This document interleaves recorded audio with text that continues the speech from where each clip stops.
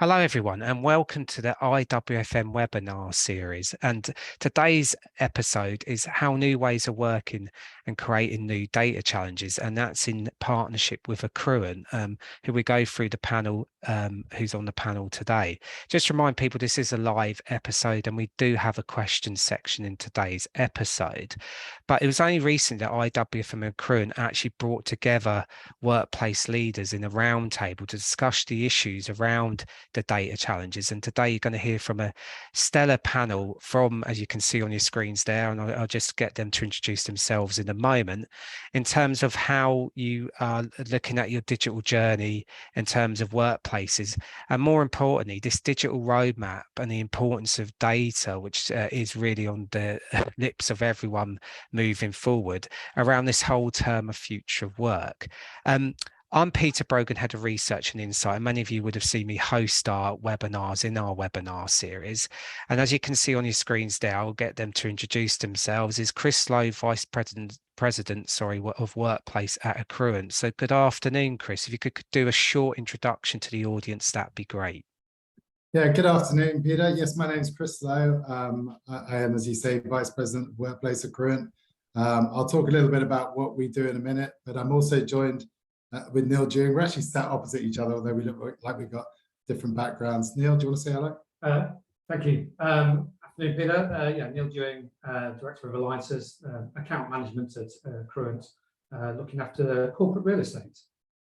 Thank you. So that was a very quick introduction. I know there's a lot to go through, so I'm going to hand over to Chris now. As I said already, there is a question element to today's webinar as always, so please send your questions through on the Q&A function and we can put them forward to Chris and Neil. But that's probably enough from me because I'm keen to get to the content, so I'm going to hand over to Chris to go through today's webinar. So Chris, over to you. Perfect. Thank you very much, Peter. Well, good day, everybody. Yes, so just starting off with a very simple agenda today. Firstly, I'm going to set the scene, look at some of the wider workplace trends out there that we're seeing and how they are interacting with the conversation about data, specifically about data. Secondly, we're going to present an oversight of the workplace data census, and this is a report that we partnered with, which looks at how organizations are using their workplace data. And finally, we're going to round up with some ideas on how we can change our workplace data approach and make meaningful impacts on our organizations. So obviously, a little bit about Accruent.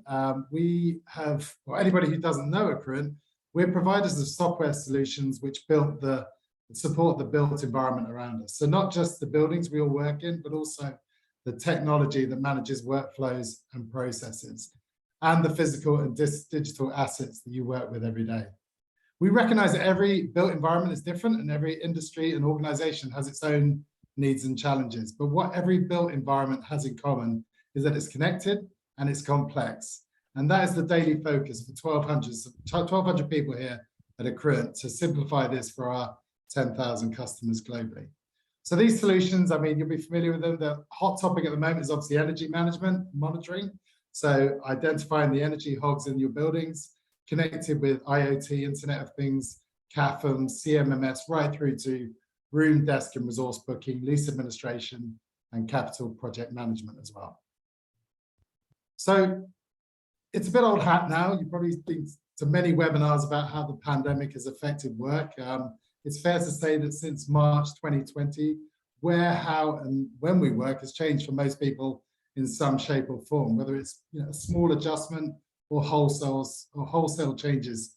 Things have shifted massively. But what started off as a necessity started to highlight benefits to both employees and their employers. So as new models emerged, so too did new opportunities, but it's fair to say that it did come with some challenges. And this is where we wanted to explore some of these opportunities and challenges. And in March this year, we brought together workplace leaders from public and private sectors, workplace consultants, service providers, and also other experts as well. And a wide-spanning conversation was had, which landed on 10 key takeaways. Firstly, we recognize, and I think everyone recognizes, that employees want to maintain this model, whether it's to avoid that exhausting commute or just level up their work-life balance. they've enjoyed the increased flexibility and they don't want to let it go. But organizations are finding out that there really isn't sort of kind of a one-size-fits-all template in how to roll this out. There isn't like a playbook which organizations just pick up and run with it. So we're going to see the design of offices and their purposes change. They're going to need to become more attractive propositions to draw employees to them. And they're likely to take on very specific roles in activities such as collaboration or special projects. And all of these changes, they've obviously got to be done alongside cultural changes as well, through which the leaders will need to strike an empathetic tone and be sensitive to the individual needs of their employees, both in and out of the workplace. And, you know, there is often a stigma with working from home, and they kind of got to lose that feeling around it. It's somehow, you know, they've got to forget that it's somehow going to negatively affect productivity or innovation. So they were kind of some of the key takeaways, but the big two that we spotted is that we're about to enter a period of experimentation. There really has to be a kind of test and learn mindset, which must be at the forefront here. And secondly, alongside all of this was the recognition that data is going to be absolutely crucial to this going forward. So, you know, if we're in a period of experimentation, then experimentation without data is just guesswork. Now, some of you may have seen slides like this before. Again, if we're going to be entering a period of unprecedented change, the assumption is that most strategies we're based on are really up in the air. And it's the first time in a generation when we're open to question and challenge. And so whilst on some ways this could be seen as an exciting time where we can shed a number of the less progressive aspects of the world of work, it's equally a challenge. So, you know, many of us have seen this matrix before. As I mentioned, it's very popular in project management, and it helps us navigate the road ahead. It's fair to say, you know, probably during the pandemic and post-pandemic, we started to see a huge shift towards the top right. But there could be a number of new challenges which are presenting themselves in the bottom right. Again, this is going to make for a bit of a nervous position where we're moving into the unknown. So it's likely that amongst all of this, we'll see things like decision cycles shorten, pressure buildings challenges emerge, and more questions coming out than there are answers. Things like 10-year lease arrangements, for example, would seem almost redundant in today's changing landscapes, yet we're trying to solve 21st century problems with 20th century tools and ideas. So things need to change throughout the whole system. And that's exactly why we also agree that data is crucial here. So what do we need? What data do we actually need? I mean, I think what is clear is that it's increasingly important to understand the heart of the organization, i.e. the employees. Workplace or employee experience is becoming such a hot topic that it's difficult to ignore. We've made great strides in understanding our buildings, albeit, you know, there's still a long way to go, but it's never been more important to understand building data in the context of how employees firstly behave in the buildings, how they're using our buildings, how that use impacts these environments, and how we need to shape the experience to support them and the organization. So again, clearly workplace data does need to evolve. Of technology and data in the workplace doesn't really need any more explanation. Like the changing nature of work, it's kind of really plain for everybody to see. But the question is today's approach right? Against everything I've touched on so far, are we putting the right systems and processes in place? Have we designed workplace experiences that can be mapped by data? And do we combine enough data sources to give us a holistic picture of what we're looking for? So we need to build a data infrastructure that is able to help you identify those unknowns as they emerge and provide you with insights that can help you understand them more as you explore solutions and test how these solutions land. I say it again, experimentation without data, again, is just guesswork. So that brings us to us looking at how organizations are faring today. And Accruent were partners on a new project to understand how organizations are looking at workplace data. The Workplace event is an annual conference and exhibition in Birmingham. Many of you may have attended that, and they published their first workplace data centers, which we partnered with, really to kind of understand what data people are collecting, how they're using it, and the tools that they're using to manage all of that. So let's see what what the study actually came out with. Not surprisingly, an obvious statement that data re-emphasized the importance of workplace data. And from a list of workplace data types, the majority of respondents, even more than 50%, said that it was extremely or very important to the work that they do. There was also some surprising results in here. Although 80% of respondents said that benchmarking and environmental performance was important to some degree, these outputs were the lowest scoring data types when it came to being described as extreme or very important, which could be, I guess, considered at odds with the desperation the market is seeing right now with soaring energy costs, right? So, as you'd expect, referring back to our project matrix, this very much sits within that unknowns box. And that said, this survey was carried out earlier in the year. I think it's back in March. So no doubt if we were to run this survey is actually an annual cadence. So I don't doubt it'll be very different next year. And I don't doubt, obviously, now and currently as with everything going on in the press. What also is important to know is that employee engagement is sitting at the top of the table, with 76% of people agreeing that this data type was extremely or very important. But closely behind it is cost management. So perhaps we're seeing what people are having to balance here. There also didn't seem to be a specific focus on the measurement of hybrid or flexible working, which again struck us as being odd, but perhaps it is more, maybe we're using more conventional or traditional methods of measurement here, and organizations are assessing in a different way to support this. So now I'm going to hand over to Neil. I believe we're going to run a poll and just see, well, Neil, you take it away. Yeah, thanks, Chris. So we're going to keep you on your toes, and we've got 3 questions coming up during the slides. We're going to take an instant poll. So this is the first one, and as you can see on the screen. Has workplace data become more important since the pandemic, post-pandemic? And as you can see on your screens now, you've got 5 choices, and if you could indicate on the poll over the next 30 seconds, that'd be great.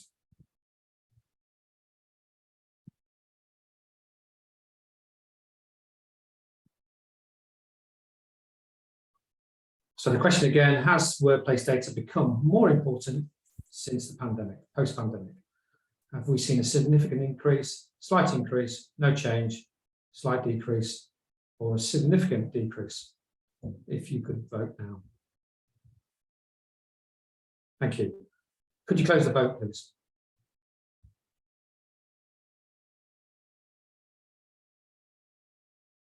There we go. It works.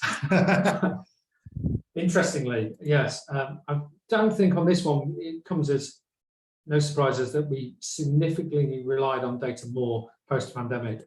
I think a lot more companies, organizations, and individuals are significantly trusting the data that we're finding, we're relying on it more, and we're using the data. So I don't know about you, Chris, but I'm not particularly unsurprised by that poll. So that gives a good indication that people are using direct data correctly.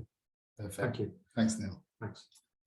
Okay, so moving on with our survey, and really in a continuation of that theme, we can see that the people data is a particular interest here for workplace and facilities leaders. Things like employee engagement performances, like pulse surveys, for example, and annual appraisal data saw more than 50% of respondents flag them as extremely or very important. And in comparison, no property data type saw them more than 50% agreement on those terms. Now, that doesn't mean that property data isn't important. In fact, respondents appear to value a wider range of property data types as important, whereas in people data, it seemed very concentrated. And also in the tech usage space, or how people are using their tech, it was really only hardware and software data performance that gained a lot of interest. There was also some help desk data creeping in there as well. But what is clear though, a workplace mindset or employee-centric approach to our work is meaning that practitioners are having to broaden their horizon when it comes to the type of data that is being collected. So If we look at, again, workplace data having an impact, perhaps the most encouraging point is that we're seeing leadership and other stakeholders in organizations taking workplace data seriously. It would have been really interesting to see some of the data results that are coming through pre-pandemic. This is obviously something we're going to be tracking over time. But again, seeing this data and seeing that it's having an enhancing effect on this, and it's a good place to be now. There was really strong agreement that data was able to influence wider business decisions and connect with senior leaders and start conversations with peers across the business. And the data did show that client organizations are seeing stronger results on this than those providing services, particularly when it came to engagement with senior leaders and key business stakeholders. So going back to the 52% that we were looking at before, it's an interesting point. 52% of the respondents selected at least, sorry, this is what we pulled out. The 52% of the data that we looked at in the last slide had at least one data type as being extremely or very important from each of the people, property, and tech lists of data we saw on the previous slide. So in effect, they'd identified feedback on FM, HR, and IT services as part of the broader workplace experience. This section of the survey saw significantly higher results in these influence measures, which obviously had an impact on key stakeholders jumped 15 points, senior leaders jumped by 7, and the ability to influence wider business decisions jumped by 13 points. And it makes sense, doesn't it, that those that are able to combine data from different parts of the business, i.e. the whole employee experience landscape, are able to present a more holistic approach, which is having a general impact on the influence. But all of this is easier said than done. So let's run our second poll, Neil, and see what we get from that. Okay, thank you. Yeah, as the polls come up on the screen. Do you collect data from FM, HR, and IT and pull them all together to create one picture? Quite a binary answer, yes or no. If you could vote now, please.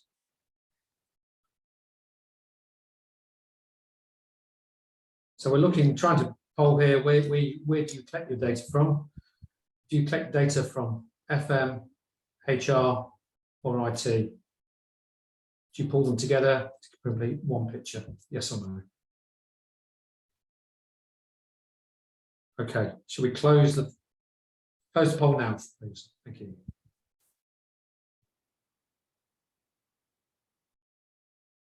Okay.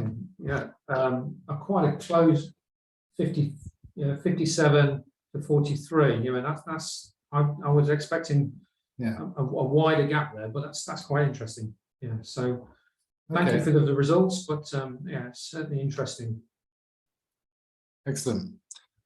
Okay, so that pulls the skills that are needed to gather the data that we were just talking about from our survey seem to be a barrier. We saw in survey we carried out, actually had 59% agreeing that they had the right skills and only 10% saying they didn't.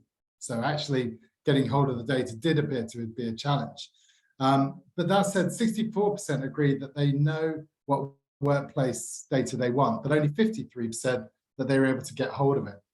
And only 42% said they had the capability to combine the different data sets. So you're doing better here than in our survey. So even if you can get data, there seems to be an importance attached to the type of data that you need to attain and use. To illustrate that again, we look at the employee engagement data. We looked at 52%, those that selected HR, FM, and IT data that we saw before. And then we sliced that data by those that selected employee engagement in the purple and those that chose another HR data type, which you can see in the kind of pinky color. And so it's data with purpose. It's data framed by those bits of information that the organization cares about, and that which the leadership team are also focused on. But here's the thing, we might view it as important. We might be getting experimental with the data we're capturing. We might be seeing that it has an impact on the business, particularly if we place property data, for example, alongside that employee engagement data as well. So from a list of workplace data types, the majority of respondents, again, more than 50%, said that it was extremely or very important to the work that they do. But there were some surprising results within it. Although 80% of respondents said that benchmarking and environmental performance was important to some degree, they were lower scoring data types when it came to being described as extremely or very important. Again, at odds with the desperation for energy crisis at the moment. And again, as I mentioned before, the timing of this is obviously paramount given the movement in the market in the last few months. So we're going to now just run our last poll. Neil? Thank you. And as you can see on the screen, what tools do you use to capture in-house data? As you can see, we've got 6 options here. Building management systems, BMS, data visualization tools such as BI, Tableau, etc. Powerful engines there. IWMS, integrated workplace management systems. The good old spreadsheets, Excel, Google Sheets, etc. Or building information tools, BIM, etc. Or there is obviously other tools out there. Could you vote now, please? So what tools do you use to capture house data? Okay, last few seconds to make a choice. Okay, can you close the poll now, please?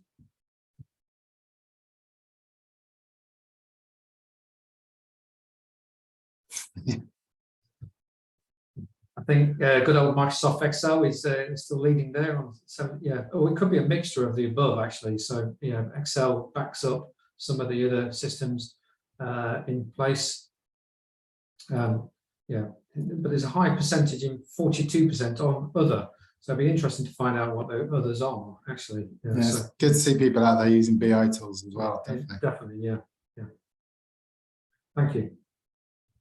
Okay, so running back to our poll, we ran this similar sort of, larger number of answers in ours, but we sort of wanted to manage it as best we could. But when we asked the people what tools and systems they're using to manage workplace data, 68% they said they were still using spreadsheets. So actually higher poll today than what we did, which isn't, it's kind of understandable.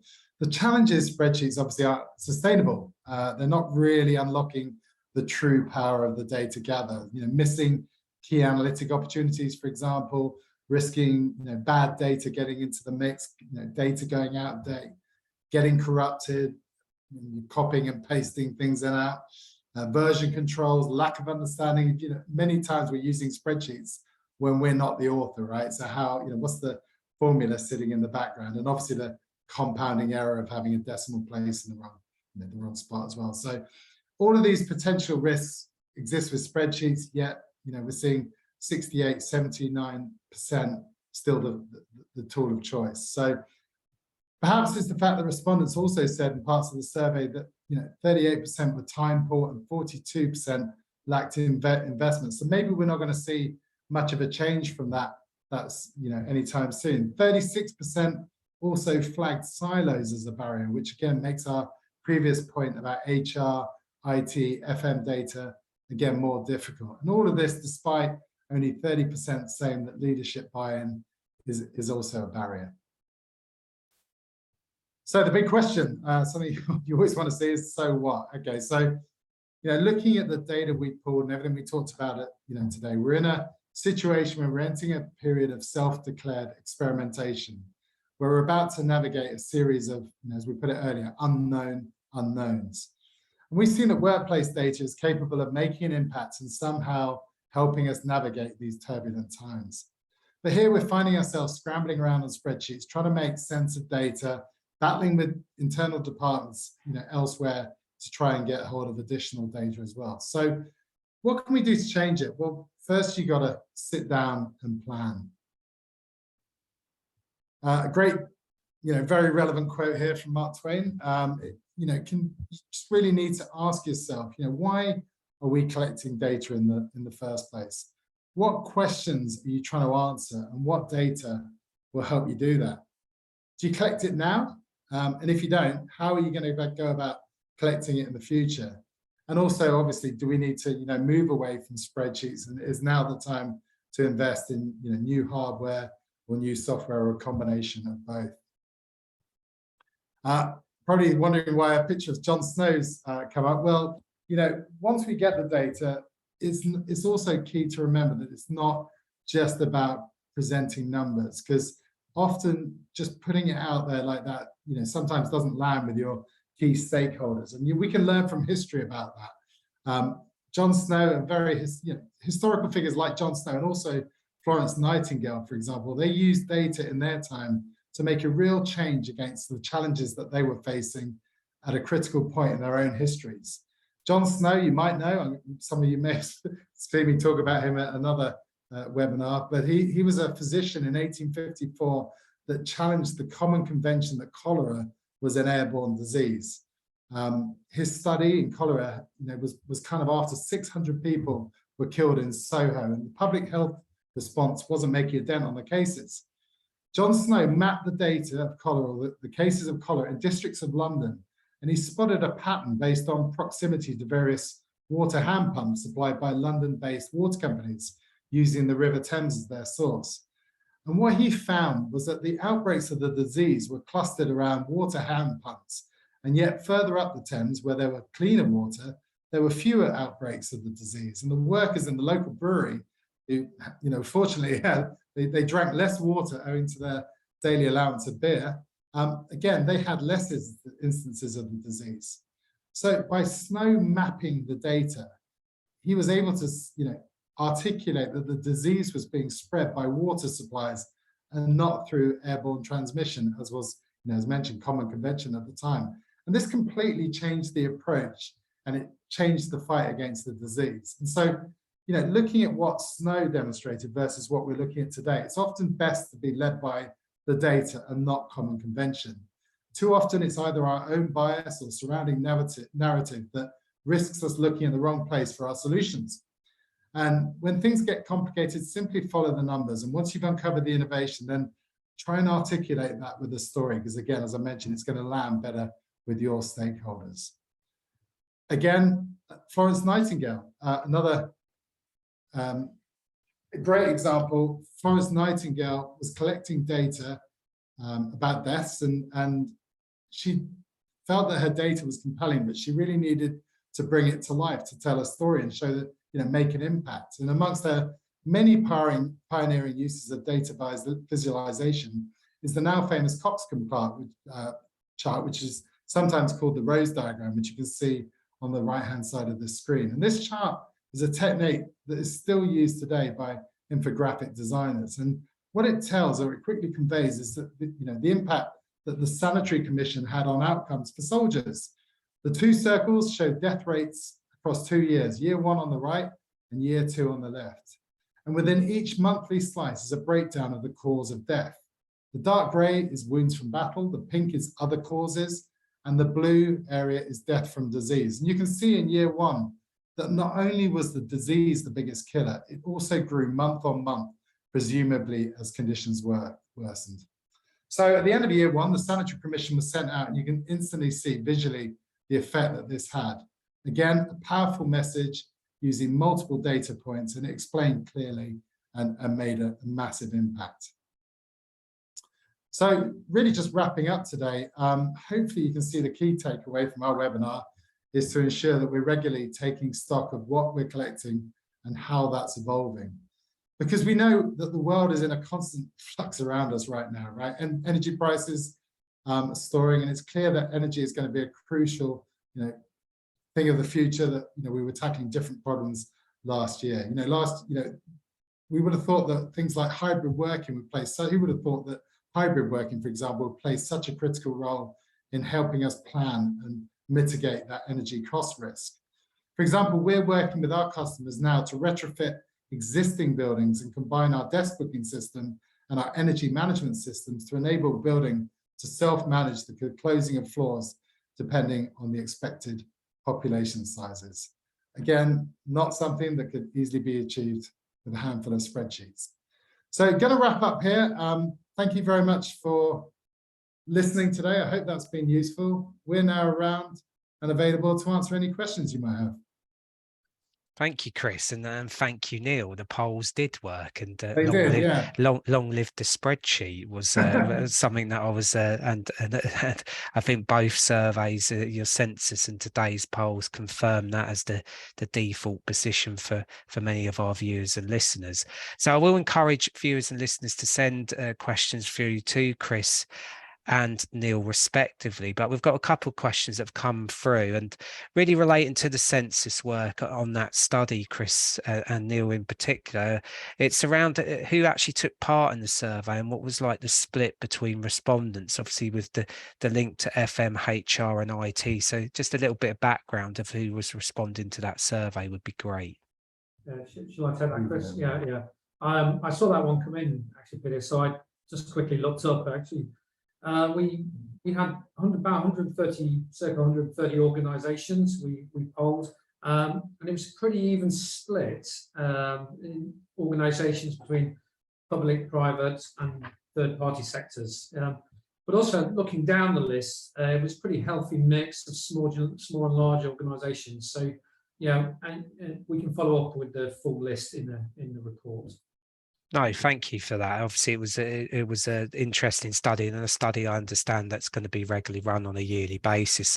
Some of the factors you mentioned there, Chris, those market forces that would make useful consideration on looking at the results moving forward.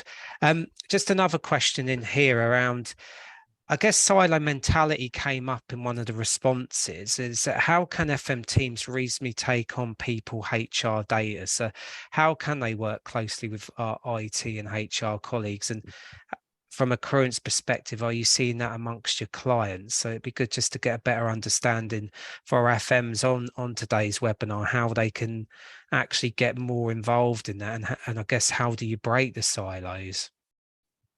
Yeah, I think we saw that again on the second poll actually. So with the split of 57% saying yes, they get outside data, and 43% no, they don't ask other parties.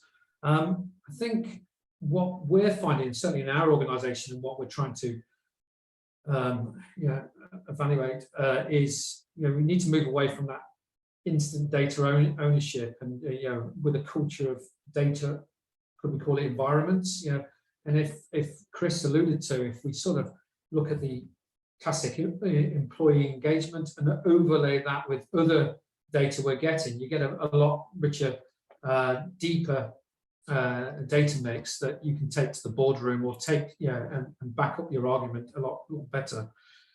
From a personal perspective, it's certainly something I've done, and me and Chris have done when we've presented at leadership meetings, etc., that we've layered in HR data as well, why we want to do something and what's in it for us. It certainly adds a different dimension. You also get a very powerful department on board with you because you've reached out to other areas of the business. So hopefully that's sort of.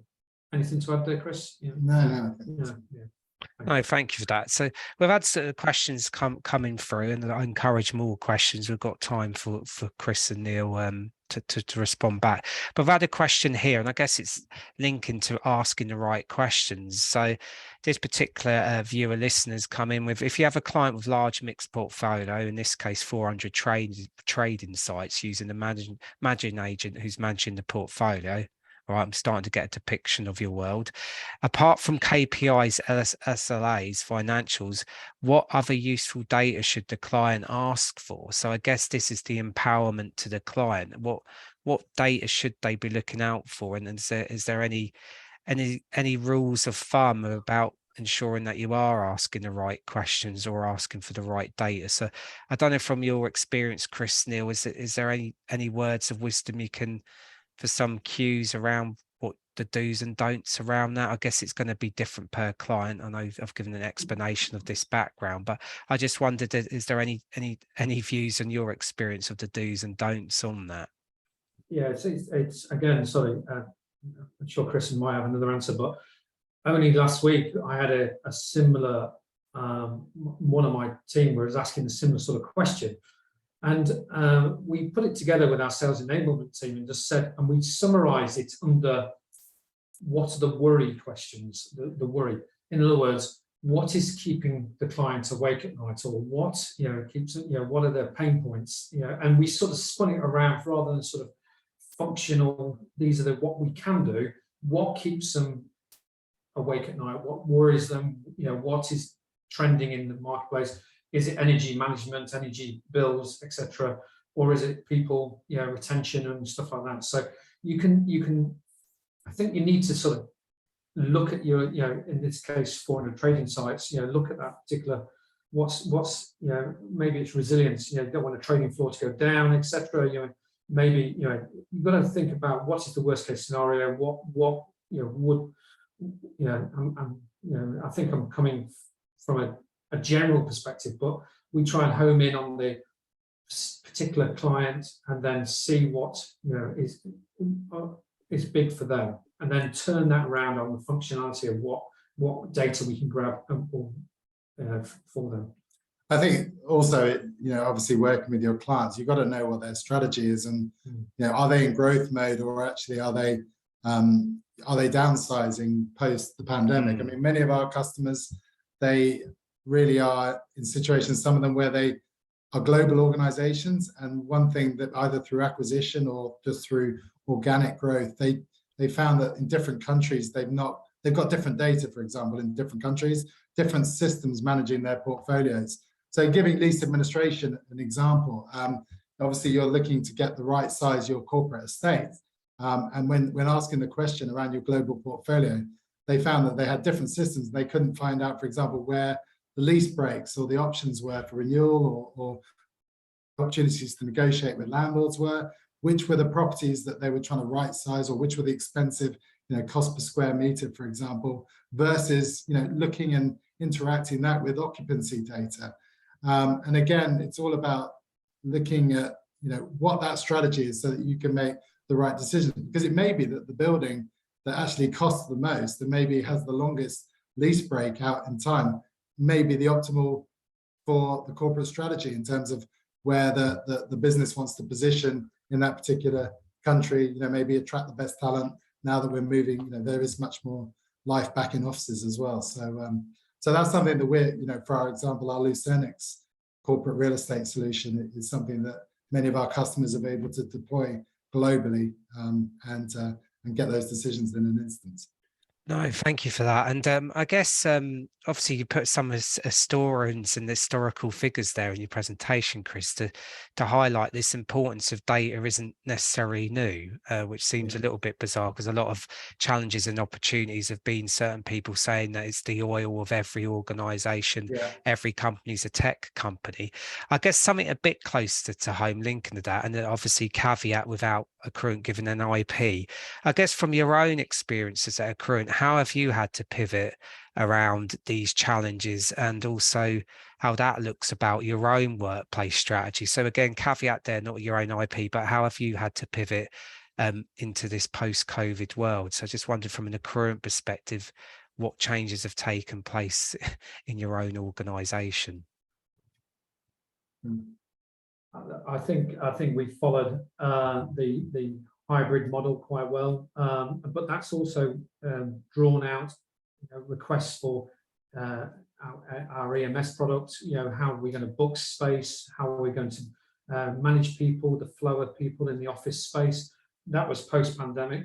That seems to have settled down somewhat now, and since October this time last year into sort of Q1, and what's happened in Ukraine with the invasion of Ukraine, energy has been on most people's lips. How they manage energy, how they can control their energy spend, and how it affects their employees as well. Because as not only large companies have been managing and managing their energy and energy spend through energy bureaus and bureaus.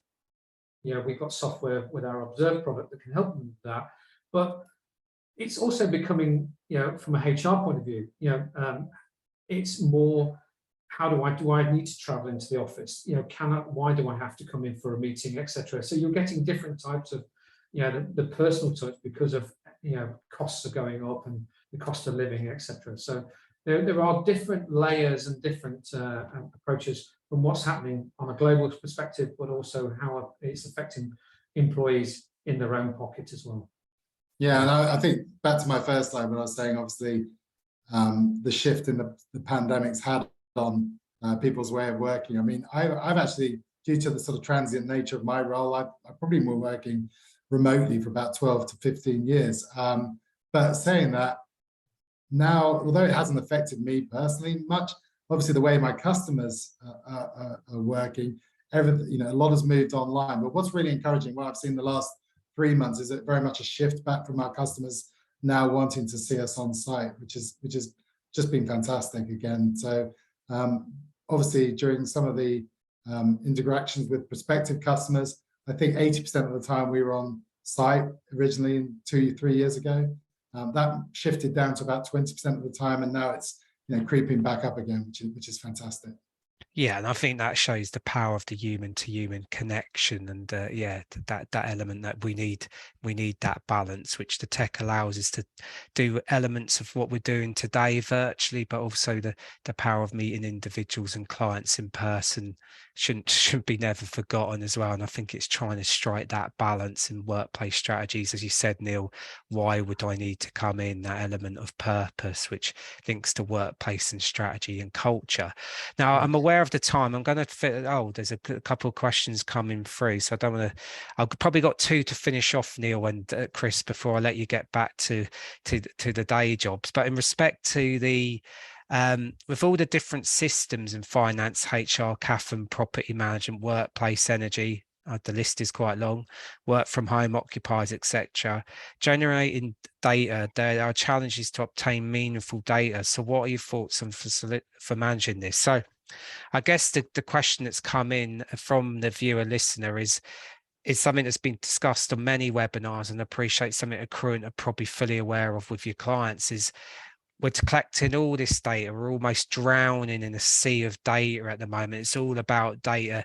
Data analysts now seem to be an important area for business, where before it was almost a nice to function. He or she deals with the numbers over there. Now the numbers, tying with your points, Chris, are vital for that evidence base. From your experience, whether it's in Accruent or your clients, how are people getting over that problem of we've got too much data, we don't know what to do with it? So how do you get insight that leads to foresight, which some of the examples of John Snow, Florence Nightingale, Chris, in particular, were showing that led to some impact. There was action on the back of it, rather than we collect this data, we don't know why we collect it, but we collect it anyway, which we hear from many organizations. And I think that's many problems. And I think this is where the questionnaire questions coming in, that they're probably swamped with data and they don't quite know what to do with it. So is again any rules of thumb or any experience of how organizations, clients have overcome that challenge? So Chris and Neil, that probably goes to both of you. Yeah, I can have a go at this. I think what I've seen personally is moving from standard reports, and I think which is the questions coming from, in a 2-dimensional way. I've seen a real comfortable move of maturity to BI type tools, where you're sort of slicing and dicing that data, analyzing it and overlaying it with other data to get not the outcome you want, but just to give you another perspective. So I've seen, to keep the short answer, I've seen a big upsurge in BI tools, business information tools, and then bringing in the word analytics as well. You're quite right, Peter, about what was a nice to have was an analyst or data analyst is now becoming, there's quite a lot of moving that way to analyze the data. Those people need to know what buttons to press and run those reports. So there's a mixture of, you need the tools to analyze it, but also somebody who can interrogate those 3-dimensional reports afterwards as well. So BI tools, analytics is probably the maturity of where these are all overlaid in one overarching report. And then obviously from an operational perspective, many of these systems have open APIs as well, so they can obviously interact to sort of streamline workflows and things like that. Property finance, for example, being the common ones with CAFM. Yeah, I like to sort of say that we've got some analytical tools that we get a lot of noise from this data, and the human being just turns off this noise. What I like to say, using the analogy of, it presents the needle out of the haystack. So and again, going back to what I said earlier about trusting the data. So when you have a flagged condition that some of our systems show, that's the one you will react to, not the noise that you're getting from before. So presenting the needle out of the haystack, and you need a solution or tool to listen into what is good and bad data. No, thank you. And I think again the poll indicated, one of our polls there, that the BI is an area that's growing, and I think that came out in the poll in your own study that obviously had more respondents on it. But that's definitely a growth area for many organisations, are using some of those visual analytical tools that let you get into that insight more, if that's the right choice of word, as well as foresight, which again, in the changing world we're in, some of those market forces can be predicted, but also unprotected. Hence why we entitled our webinar series Navigating Turbulent Times, because it's definitely been turbulent times for many, whether it's economic, social, or a war in Ukraine and Russia, which I've mentioned. But these are factors that have to be considered in terms of impacts on energy prices and things going forward. So at this point, I want to say a massive thank you to Chris and Neil. Any questions we didn't answer today, we will forward on to Chris and Neil in particular. Obviously, look forward to the study next year. You said that with the data census, it's a yearly study. So some of those forces I mentioned there will no doubt have factors to play. So maybe something we can invite you back to do a future webinar to see how the story's changed. And this element, I'm not going to ask the question about future of work, because if someone knows it, they're going to bottle and settle it, sell it, no doubt. So I'm not going to ask that question, because at the moment, I think your slide on unknowns was really quite powerful, Chris, because I think a lot of organisations and many of our viewers and listeners are probably grappling with that now. So I don't think anyone has the silver bullet, I'm afraid. So I've just got a couple of closing out slides, and if we just move on in terms of today's episode, and that's Accruent. So again, thank you, Accruent. Obviously, for today's webinar, and also your support on the study that Chris mentioned earlier, and I'll come to that later on. So for our viewers, listeners, our members in particular, that's the CPD number. So I know many of you keep your CPD records up to date, so please take note of the number, and the recording of this webinar will be available on our website as early as tomorrow. So that will be up there for you to cascade and play back, and also take note of your CPD number. Just moving on in terms of next slide, just a couple of closing out slides. So Chris kindly mentioned our work with Accruent. That was a round table with many experts highlighting some of the points raised today, and the importance of data and how we overcome those challenges and opportunities, of course. But that report's available on our insight pages there, as long as with other research reports that tackle the data conundrum and areas around tech, as well as compliance reports, are right across the beautiful suite of Workplace and FM, because it is a very much an umbrella profession. So there's many areas there related to Workplace, FM, and compliance. Good practice guides and guidance notes. But as I say, the Accruent report mentioned earlier can be found and housed on that insight pages there at IWFM. So just moving on. Just to show the power of our communities, these are a couple of events. These are all available on our website, all across the UK as well. So we've got I'm not going to name them, they're on the screen there. So they're on our events page, so you can highlight things from client compliance for NEC, an event up in Durham there for our Northern members, as well as an educational event at Sheffield Hallam University with our special interest groups. So as I say, they're available on our events pages to find out more, so please book. But really that was to highlight some community events upcoming and the power of our communities. Just the next. So yeah, the awards, I can't believe the year's gone and what happened to September, let alone the year, but we are in October. So 17th of October, we've got our prestigious IWFM Impact Awards 2022, and there are some tickets still available. So yes, this is a very unsubtle sales plug for our event, but more information is available on our website if you would like to book a ticket for our prestigious awards event. So yeah, 17th of October. So just moving on, you'll be pleased to know, I think this is the last slide. So at this point, again, I want to say a massive thank you to Chris and Neil to going through that report, as well as some historical elements at the back end of your presentation, Chris, which I found fascinating, because it really dispels the myth about how data has been used over the centuries, and how it's more paramount. So I guess it call it the vicious circle, how it comes around again. But thank you again for accruing. Again, the report is available on our website. Thank you to the listeners and viewers. Obviously, we've taken an hour of your time today to listen to the webinar. Hopefully you've got aspects of today's presentation that Chris has gone through, some of the results. That report will be repeated next week, in terms next year, should I say, in terms of the survey. So please look out for that, as well as the workplace event, which where there's many of these areas discussed at that event. But more importantly as well, just to say that we will be continuing our series. So we do have an episode next week, and that will be advertised on Friday. So again, our series will continue. But once again, thank you for joining us, and no doubt see you on one of our future episodes going forward. So as promised, Chris, Neil, I'll let you get back to your day jobs, but a massive thank you today for real stellar presentations and a lot of good information and data being fed back, which is important. So thank you very much. Perfect. Thank you very much, Peter, and hopefully see some of you at the Impact Awards at the Grosvenor in a couple of weeks as well. So yeah, great. We're sponsoring one of the awards, so look forward to it. Thank you, and best of luck. All right, cheers. Thank you. Bye. Thanks a lot. Bye-bye. Bye-bye.